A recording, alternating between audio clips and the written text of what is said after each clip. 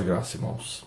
Romanos, capítulo de número 7, versículo 14, vai dizer: porque bem sabemos que a lei é espiritual, mas eu sou carnal, vendido sob o pecado. Porque o que faço não o aprovo, pois o que quero, isso não faço. Mas o que eu não quero, é isso que eu faço. E se faço o que não quero, consinto com a lei que é boa. De maneira que agora já não sou eu que faço isso, mas o pecado que habita em mim. Porque eu sei que em mim, isto é, na minha carne, não habita bem algum. E com efeito o querer está em mim, mas não consigo realizar o bem.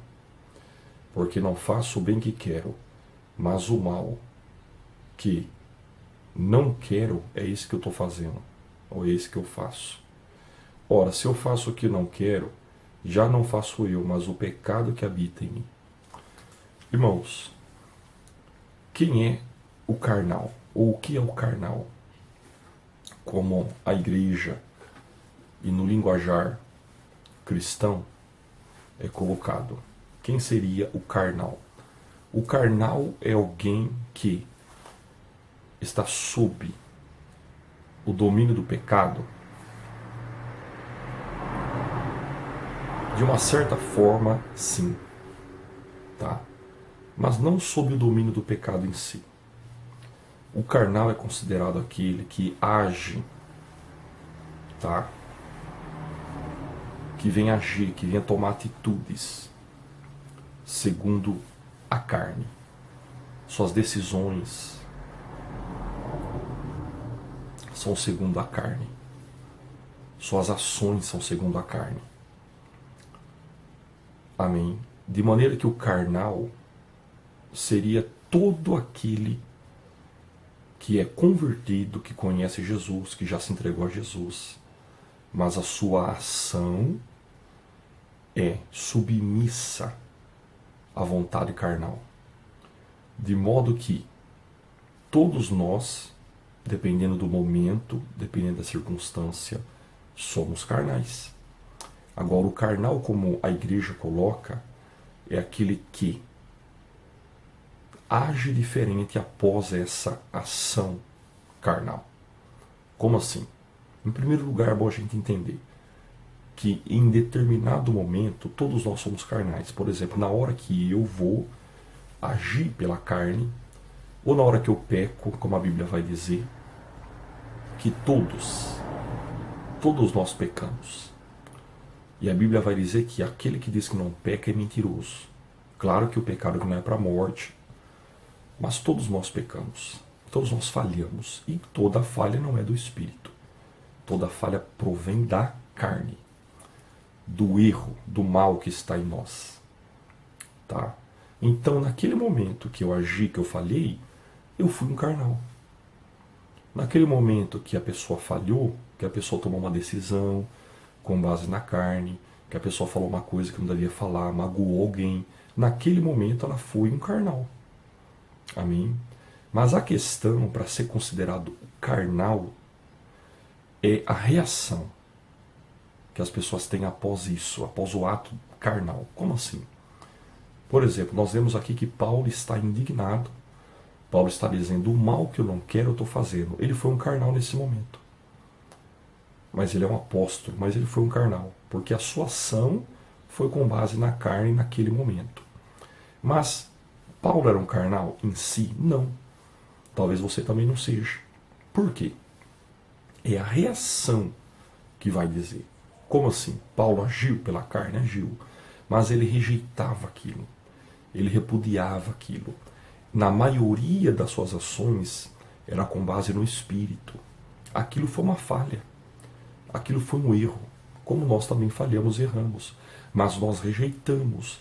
Nós não estamos acomodados nesse erro. Nós não estamos descansando nesse erro. Nós não estamos nos deleitando nesse erro. Coisa que todo carnal faz. Conhece Jesus, conhece a palavra, age com base na carne e ele não está nem um pouco interessado, nem um pouco preocupado em agir pelo Espírito. Portanto, Esse é o carnal. É aquele que não reage contra o mal que há em si. Suas ações são em maioria com base na carne. Suas ações são com maioria com base na carne, atitudes impensáveis, decisões sem consultar a Deus, palavras mal faladas que destroem pessoas, destrói sonhos de outros. Esse é o carnal. Não é aquele que não erra porque todos nós erramos, mas é aquele que não luta contra o erro que está nele, que está dentro de mim, dentro de você, dentro de todos. Esse é o considerado carnal. Seus atos, suas ações, na maioria, são com base na carne. O espiritual é o contrário. Suas ações, na maioria, são com base no espírito. Amém? Essa é a diferença, tá? Do espiritual e do carnal. Então, eu quero que você entenda que a questão do carnal, como eu disse aqui, como todos nós, naquele momento que agimos pela carne, somos carnais, é bom entender que há o carnal a curto, médio e longo prazo. E o espiritual, claro que ele vai ser sempre um carnal quando ele for a curto prazo. Por quê? Porque, como Paulo disse aqui, ele errava, mas ele repudiava imediatamente aquele erro.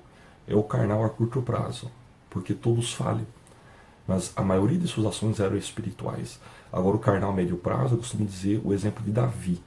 Davi errou, foi carnal, com Betseba, pecou e continuou tentando esconder por algum tempo, fez com que Urias morresse, colocou Urias em uma posição de guerra para ele morrer, tentou de tudo esconder até que Natan veio e na direção de Deus revelou aquele pecado de Davi.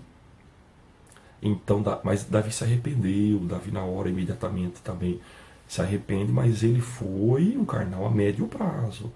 Ele foi levando até onde pôde aquele pecado escondido. Tá? Cuidado com isso. E há o carnal a longo prazo, que é o caso de, um exemplo de Saul. Saul até o final da sua vida foi carnal, até praticamente o último dia da sua vida estava na carne, e até o último dia, por que dizer que não? Você vê que no final, antes dele morrer, foi consultar a feiticeira, foi consultar a pitonisa, foi lá, foi invocar os mortos, ou seja, atitude carnal em cima de atitude carnal, tentou matar o próprio filho, tentou matar Davi várias vezes, ou seja, um carnal a longo prazo, porque era alguém que tinha recebido o Espírito Santo.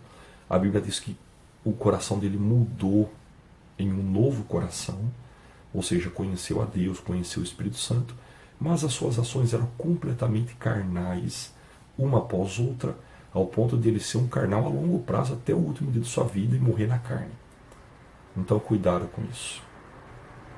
Até onde vai? Até onde vai o carnal em si? Até onde ele vai vivendo como carnal? Até onde o ego dele o fazer ir.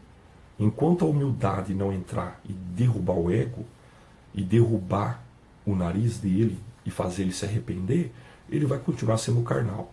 Então, a longevidade do carnal vai até onde o seu ego levar.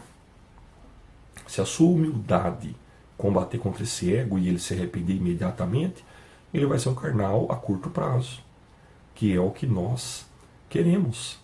Porque é impossível não pecarmos.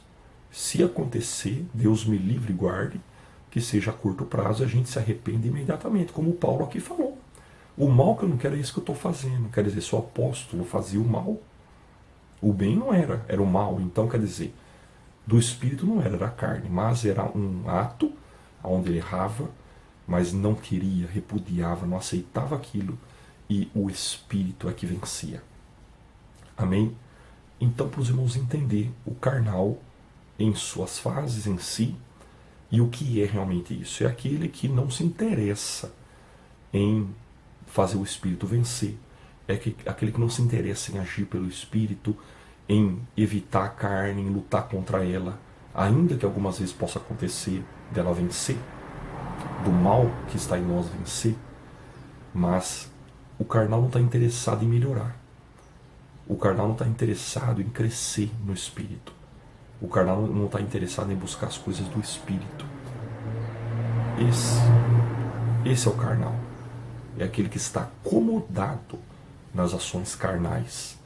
Decisões erradas, decisões sem pensar, sem consultar a Deus, palavras erradas, o pecado em si no geral, magoando pessoas, decisões, ou seja, variadas na carne, e a pessoa não se prontifica a melhorar e agir pelo Espírito.